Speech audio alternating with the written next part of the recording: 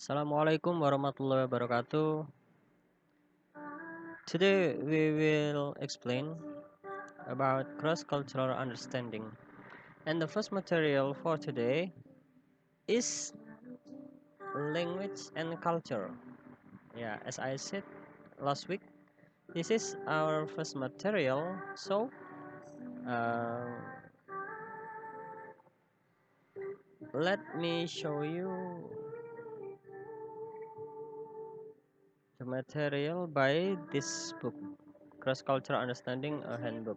Yeah, I'm so sorry because I record this video in a crowded place.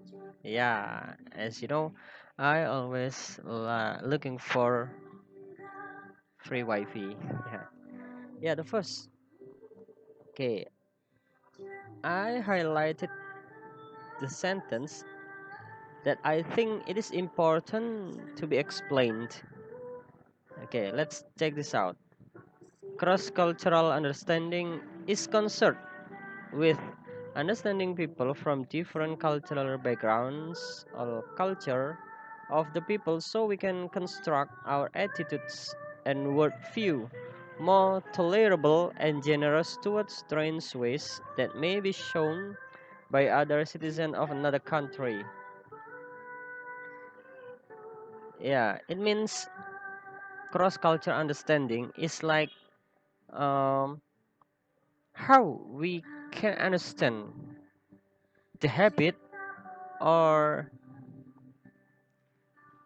the habit or the attitudes of other people from other country, because uh, sometimes we meet people with different culture like us. Yeah, so we have to understand, we have to know first how the people's culture before we meet or before we communicate with them. It means to minimize the mistakes. Yeah. Yeah, if a person from an alien culture misinterprets a complex pattern of culture, then cross-cultural misunderstanding arise. Ya, jika seorang dari budaya sebuah budaya alien yang kita sama sekali nggak tahu maksudnya ya, dan itu terdiri dari budaya-budaya yang kompleks, nah itulah dibutuhkan cross-cultural understanding. Jadi we cannot judge. Oh, it's so different from us. That kind of people is so rude. Kita nggak bisa menilai mereka seperti itu ya, karena mungkin bagi kita kasar, bagi mereka it's okay, it's never mind. Okay, the first, let's explain about culture. Definition of culture. Culture comes from Latin cultura, means cultivation. British anthropologist Edward Tyler first gave the definition of culture, which is widely quoted. Culture is that complex whole which includes knowledge, beliefs, arts, morals, law, custom, and any other capacities and habits acquired by man as a member of society. Nah, jadi seorang Edward Tyler memberikan definisinya tentang sebuah budaya, tentang culture sendiri itu apa. Jadi definisi culture itu sangat-sangatlah kompleks ya, nggak hanya pengetahuan, kebiasaan, atau pakaian, cara berpakaian. Nah, tapi itu mencakup semuanya. Ada pengetahuan, ada keyakinannya, ada seni, ada moral, ada hukumnya, ada adatnya, mungkin karya-karyanya, gaya bicaranya. Nah, itu bisa termasuk dalam culture orang lain ya. Oke, kita lanjut ke ini. From the standpoint of contemporary cultural anthropologists, culture is characterized by the following four basic features. The first, culture is a kind of social inheritance instead of biological heritage. Second, culture is shared by the whole community, not belonging to any particular individual. The third, culture is a symbolic meaning system in which language is one of the most important ones. Okay. Fourth, culture is a unified system, the integral parts of which are closely related to one another. Ya. Jadi budaya itu adalah sebuah inheritance ya. Apa itu inheritance? Sebentar saya lupa, saya ingat-ingat dulu. Inheritance semacam itu ya, apa namanya, warisan. Semacam warisan masyarakat, semacam apa ya, dia itu sebuah sifat atau ciri khas kompleks yang diturunkan oleh leluhur-leluhur pada suatu lokasi tersebut. Nah, jadi sebuah kebiasaan, ilmu atau dan lain-lain seperti yang tadi disebutkan itu secara turun-temurun. Nah, itu. Terus kemudian second, culture is shared by the whole community. Jadi culture itu dibagikan oleh seluruh komunitas. Nggak hanya itu milik perseorangan atau milik individual. Misal I'm from Sidoarjo, basically from Sidoarjo, and I moved to Mojokerto.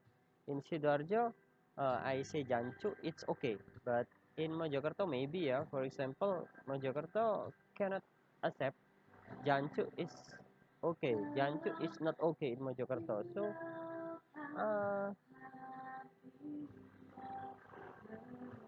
I must change, or I must use another words to change Jancu.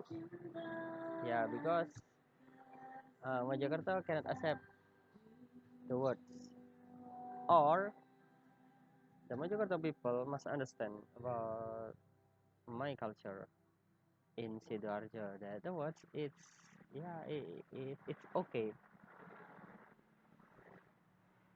Okay. The third, culture is symbolic meaning system in which language is one of the most important ones. Jadi culture itu, ada budaya itu adalah sebuah simbol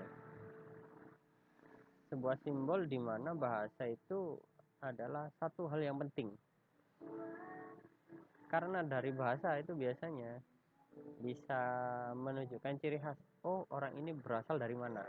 Nah, itu ketahuan banget kan, kalau saya ngomong bahasa Indonesia berarti saya dari Indonesia, entah itu terlepas dari Jawa atau Sumatera. Tapi kalau saya menggunakan bahasa Jawa, dilihat dulu bahasa Jawanya yang seperti apa. Bahasa Jawa halus, kulo, dalam, lah itu mungkin agak sedikit ke tengah ya. Tapi kalau udah kon, raimu, nah itu mungkin orang sudah mengira kalau saya berasal dari Surabaya.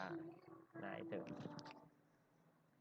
Culture is a unified system, the integral parts of which are closely related to one another. Jadi dia itu adalah sistem-sistem yang apa ya,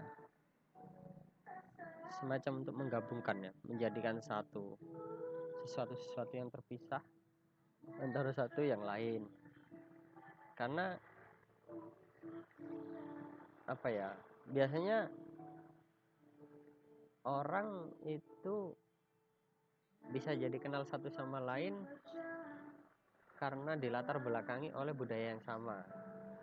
Contoh, ketika saya kuliah di Inggris, saya nggak kenal orang sana sama sekali. Terus kemudian saya ketemu seseorang dan orang itu tidak sengaja mengucapkan bahasa Indonesia, dan saya otomatis ini dia nih orang budaya yang sama dengan kita. Otomatis mau nggak mau kalau kita berada di lokasi yang jauh, pasti kita menganggap oh mereka saudara kita, mereka sama dengan kita. Oke, jadi berdasarkan budaya tersebut kita akhirnya jadi dekat satu sama lain. In general, culture can be divided into three categories. The first, material culture, as the product of human manufacture.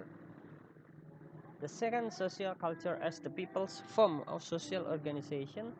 And the third, ideological culture, including people's belief and values.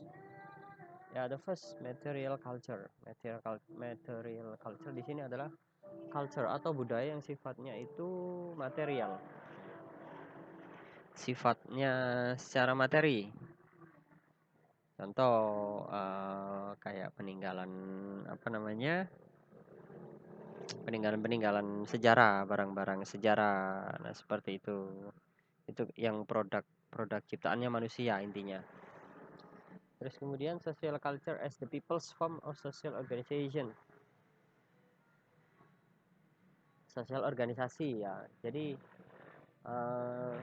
kalau kita melihat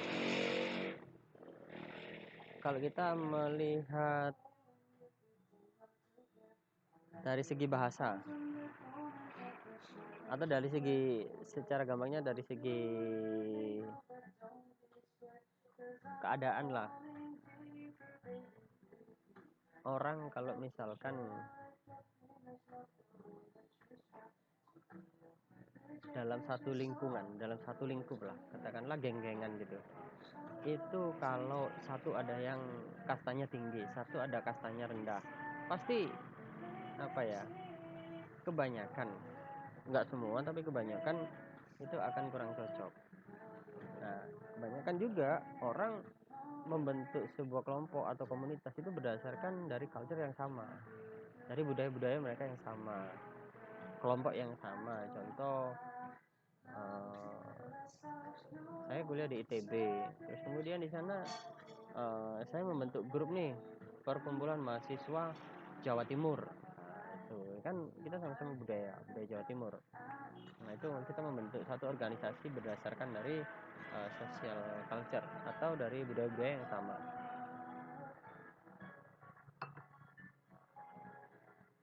Ideological culture including people's belief and values. Nah, ini seperti kumpulan-kumpulan orang-orang yang suka tentang ilmu, tentang pengetahuan berdasarkan keyakinan dan nilai-nilai yang diterapkan. Jadi sudah tidak memandang lagi tentang social culture yang sama, jadi kelompok-kelompok sosial yang sama, tetapi ini semua kelompok dirangkul. Yang penting mereka mempunyai visi yang sama. Culture itself is like an iceberg. The tip of the iceberg is the smallest part. Most of the iceberg is submerged. Ini seperti yang saya jelaskan minggu lalu. Jadi culture itu diibaratkan sebuah gunung es, seperti gunung es. Dari atas nampaknya sangat kecil ya.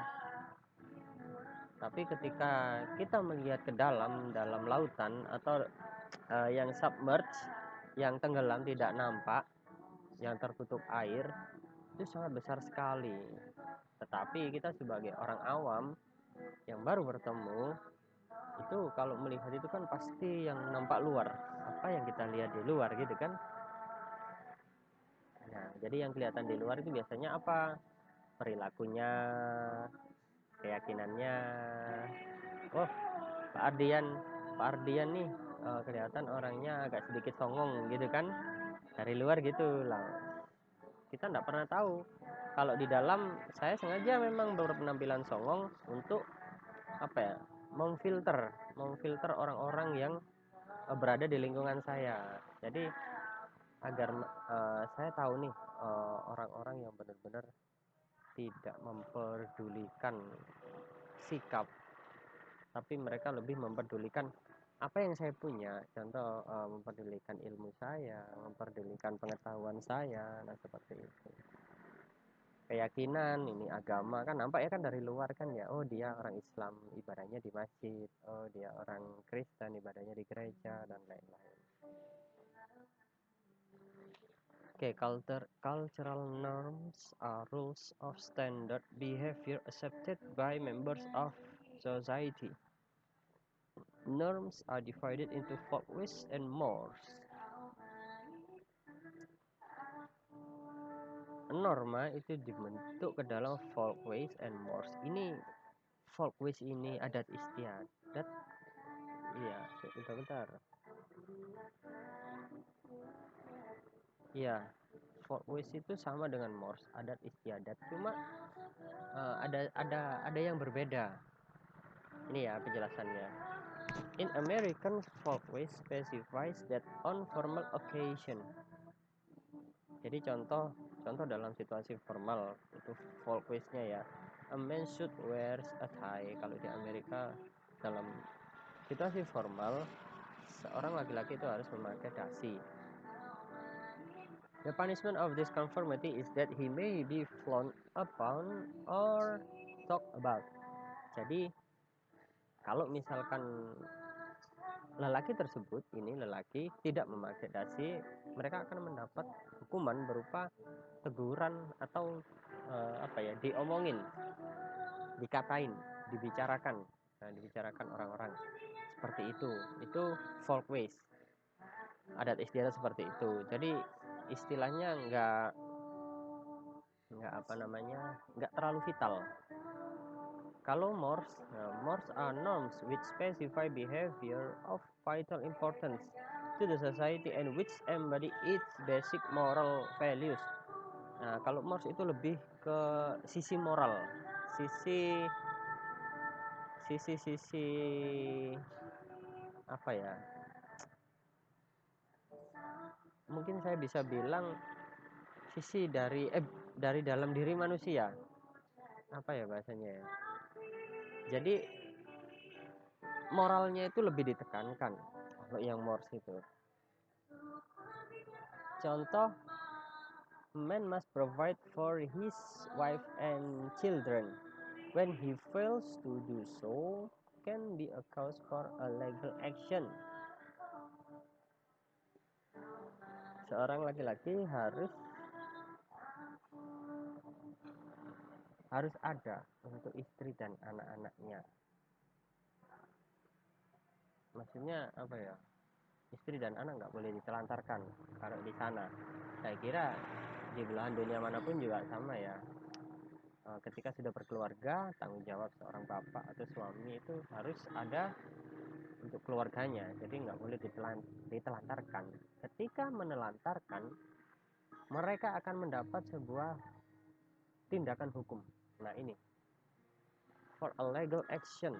Jadi mereka akan mendapat sanksi hukum dari hukum negara tersebut. Tapi kalau di Indonesia sepertinya mungkin kekeluargaan saja cukup ya. Kalau misalkan kekeluargaan nggak bisa mengatasinya, baru masuk ke ranah hukum seperti itu. Jadi punishmentnya lebih tegas kalau mores, kalau di Amerika. Jadi langsung main hukum, soalnya sudah benar-benar melanggar. Cultural universal are elements common to all human cultures regardless of historical moment, geography, or cultural origin. Kunchoro-Ningrat categorize cultural universal into 7. Ya, ini jadi budaya secara umum itu tentang apa aja sih? Nah, jadi yang dimaksud budaya itu melingkupi apa aja? Nah, itu menurut Kunchoro-Ningrat, 1. Language, bahasa. Second, knowledge system. Third, social organizations. 4, life tool system. 5, livelihood system. 6, religion system. 7, art.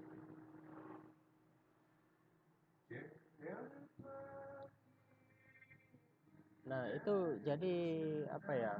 Beberapa kategori budaya menurut Kunchoro-Ningrat. Jadi ada bahasa, terus sistem pengetahuan, organisasi sosial, sistem kehidupan, terus sistem mata pencaharian, livelihood, mencari nafkah, nah seperti itu. Terus sistem agama, seni, nah itu termasuk dalam satu culture. Okay. Types of culture. The word culture doesn't mean just national culture, but the whole range of different types of culture. This includes corporate culture. Nah, jadi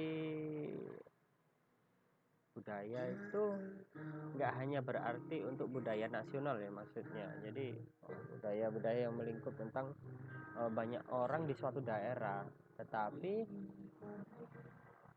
ini ada beberapa jenis budaya yang termasuk satu, corporate culture, budaya dalam sebuah perusahaan. Nah, di dalam sebuah perusahaan juga ada budaya tersendiri kan, namanya peraturan-peraturan yang dibikin oleh perusahaan. Nah, for example, the culture of Apple, Microsoft, Ajinomoto, maybe itu. Jadi budaya-budaya di dalam perusahaan itu mau tidak mau harus diikuti oleh pegawai yang bekerja di perusahaan tersebut. Professional culture, for example, the culture of doctors, lawyers. Jadi budaya profesional, budaya untuk para pekerja-pekerja profesional, dokter, secara profesional waktu itu diambil sumpah jabatan seperti apa. Misal tidak boleh berbohong tentang penyakit pasien, harus jujur apa adanya, tidak bisa disogok. Lawyers juga begitu, harus jujur, tidak boleh korupsi, nggak boleh membela yang salah. Nah seperti itu. Gender, different cultures of men and women. Ini perbedaan budaya laki-laki dan wanita. Contohnya apa? Mungkin kalau kita di Indonesia atau di mana, di Arab, di daerah Arab sana lah, wanita itu harus pakai hijab. Budayanya ya budaya yang diyakini oleh masyarakat setempat. Tapi ada juga yang nggak pakai hijab, ya nggak apa-apa, soalnya itu kan bukan bukan hal wajib yang diharuskan oleh negara gitu, bukan. Berdasarkan hati yang mengikuti, soalnya kita kan nggak mungkin memaksa, itu keinginan seseorang kan, masalah hijab seperti itu. Mau berhijab silakan, mau nggak silakan gitu kan. Kemudian age, the different culture of young, middle age, and old people. Nah, jadi pasti ada perbedaan budaya antara anak kecil, remaja, terus kemudian orang tua. Nggak mungkin kan sama semua. Kalau anak kecil kencing sembarangan, orang masih memaklumi kan. Tapi kalau remaja kencing sembarangan juga malu kan dilihat orang. Nah gitu. Religious culture, for example, Catholicism, Islam, Buddha. Nah, budaya-budaya agama itu sudah jelas berbeda. Cara mungkin intinya sama semua, setiap agama pasti mengajarkan kebaikan, tapi caranya yang pasti berbeda. Nah itulah membedakan mana Islam, mana Katolik, mana Buddha. Regional culture, for example, Western, Eastern. Nah itu budaya timur seperti apa, budaya barat seperti apa. Mungkin budaya barat lebih cenderung ke bebas gitu, kalau budaya timur itu lebih cenderung ke pemalu, tertutup. Nah, seperti itu. Class culture, for example, working class, middle class, upper class. Nah ini budaya tingkatan dalam pendidikan biasanya ya.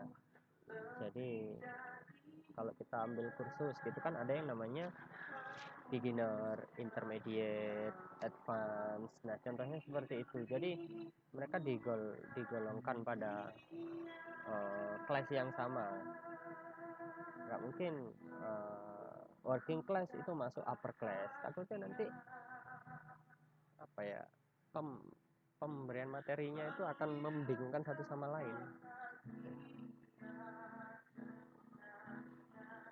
Cultural patterns of behavior. Cultures have widely characteristics, but such patterns for living according to some anthropologists have universal characteristics. Just Peter Murdoch in Thomas Sowell mentioned 7 cultural patterns of behavior. Jadi budaya-budaya, perilaku, tanda perilaku budaya. Menurut Thomas Sowell ada 7. 1. They originate in the human mind. Nah, itu asli dari pemikiran manusia. Kedua, they facilitate human and environmental interaction. Jadi memfasilitasi antara manusia dan lingkungannya. They satisfy human basic needs. They are cumulative and adjust to change in external and internal conditions. They tend to form a consistent structure. They are learned and shared by all members of society. They are transmitted to new generation. Ini apa ya? Seperti kayak penyebaran perilaku budaya itu mulai dari mana aja sih? Nah itu. Jadi menurut Thomas pertama yaitu tadi ya, berasal dari pikiran manusia itu sendiri. Ini budaya ini cocok sama saya nggak sih, meskipun saya berasal dari daerah tersebut, tapi kayaknya kok agak ganjel ya budayanya, kayak bertolak belakang dengan beliefsnya, keyakinannya. Akhirnya dia mencoba untuk mempelajari budaya-budaya lain yang lebih cocok dengan keyakinannya, itu bisa juga. Terus facilitate human and environmental interaction, jadi apa ya, memfasilitasi antara manusia dan lingkungan dan interaksi lingkungannya.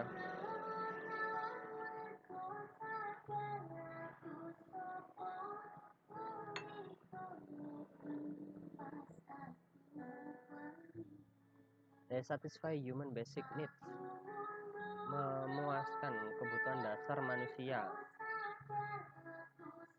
Apa ya,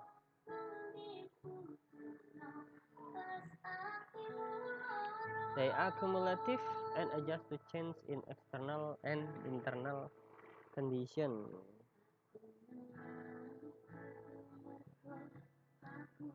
Jadi mereka merubah dalam eksternal dan internal condition. Dalam kondisi internal dan eksternal mereka dapat merubah kebiasaan manusia yang mengikuti budaya tersebut.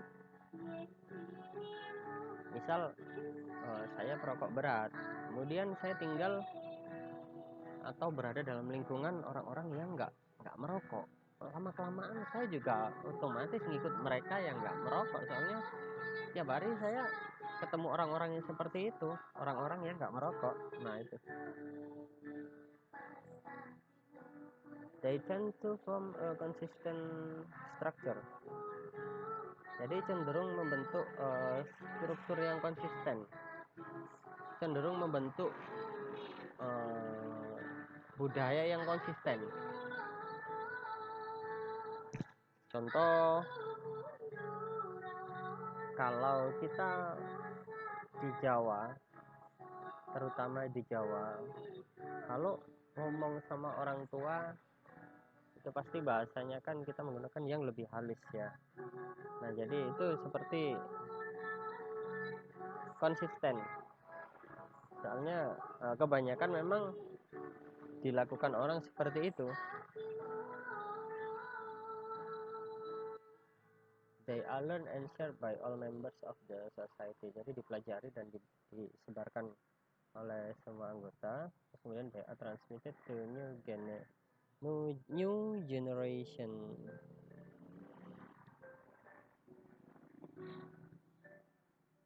jadi diturunkan pada generasi yang baru.